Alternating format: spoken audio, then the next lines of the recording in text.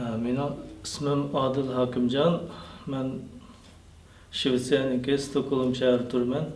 Men tuvanda o'zimniki ballar to'g'riliq guvohlik bermoqchi. Men Xitoyning qattiq zulmlar ostida ta 5 fevraldan keyin bir necha qitim 1997-yili 2-oyning 5-kunidagi namoyishdan keyin bir necha qitim Xitoy zindonlarida qattiq ig'ir kunlarni ko'rgandan keyin 3 qitim qutulib chiqdim. Shundan keyin chet elga chiqib ketish maqsadida 1999-yili 11-oyda chet elga chiqish uchun pasportga yo'l oldim. Bu jarayonda meniki 3 bolam bor edi ayni vaqtda. 2 qiz, 1 o'g'il. Men oila bo'yicha chet elga chiqish uchun pasport iltimos qilib, pasportga rasmiyat bajargan bo'lsam-mu, mening bolalarimningki, opasininki, hammamizning oila bo'yicha pasportimiz hal bo'lmadi. Faqat mening o'zimning pasport hal bo'lganligi uchun ularni tashlab qo'yib chiqishga majbur bo'ldim. Mana mening bu vatanda qolgan 3 bolamningki ikkisining rasmi. Bu qizimning ismi Xadicha Adil. Yani 1998-yili 2-oyning 14-kuni tug'ilgan. Bu qishki qizimning ismi Rizvan Adil. Ikkinchi qizim 1999 6-oy atrofida tug'ilgan.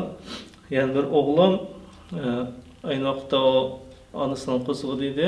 2 oylik homila vaqtida men chiqib ketgan. O'g'lim 2000-yili 6-oyning 23-kuni tug'ilgan. Ta hozirgacha men uni ko'rib boqmadim. Men chiqqandan keyin bularni aklashga ko'p kuch qolgan bo'lsam-mu, Xitoy kommunistlari ularga qat'iy yo'l bermadi.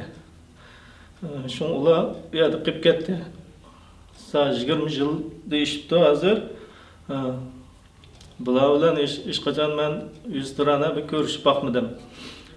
Oxirgi ko'rishgan vaqtimiz 2016-yili 10-oy atroflarida oxirgi ko'rishimiz bo'ldi.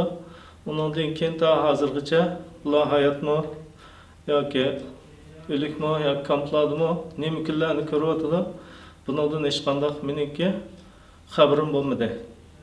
Meniki umidim Xitoylarning bu hech qanday gunohsiz, ma'sum insonlarni, bolalarimni sharsiz qo'yasin deyman. Va shuningdan bilan birga xalqaro kishilik huquq va xalqaro jamiyatlardan bütün ailemninki, shuningdan bilan bu 3 farzandimninki hozirgi ahvollardan mumkin bo'lsa qutulishiga, bo'lmasa hech bo'lmaganda bularning hayot tirikligidan xabar berishini umid qilaman.